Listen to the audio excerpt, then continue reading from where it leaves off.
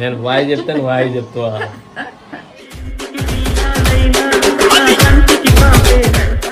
ప్రపంచంలో ఎన్నో అద్భుతాలు జరుగుతున్నాయి, ఒక నా జీవితంలో తప్ప. అది ఉండాలంటే.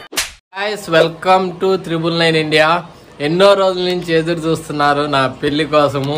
నేను కూడా ఎదురు చూస్తానా, మీరు ఎదురు చూస్తున్నారు.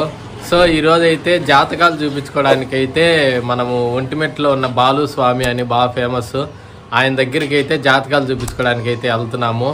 సో మనం ఇంకెందుకు ఆలస్యం, పోతూ పోతూ మాట్లాడుకుందాం. జాతకాలు కలిసినాయా లేదా, పెళ్లి డేటు అవి ఫిక్స్ చేసుకొని మిగతాదంతా అక్కడ చెప్తా, అక్కడ కలుసుకుందాం.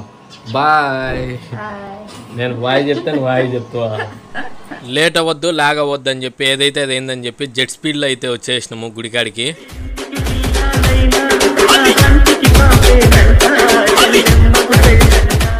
హాయ్ గాయస్, ఇప్పుడే మనము ఆంజనేయ స్వామి టెంపుల్కి అయితే వచ్చినాము.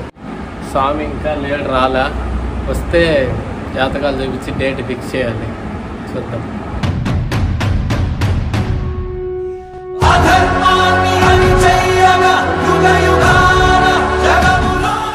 రఘునందన రఘురఘునందన రఘువర సేవన రఘుపతి ఛాయన. ఆ జాతకాలు పరిశీలించిన మేలట ఆయనకు అర్థం కాల, సాయంత్రం రమ్మన్నాడు. చిన్న డిస్కషన్ తర్వాత మళ్ళీ సాయంత్రం రమ్మన్నాడు.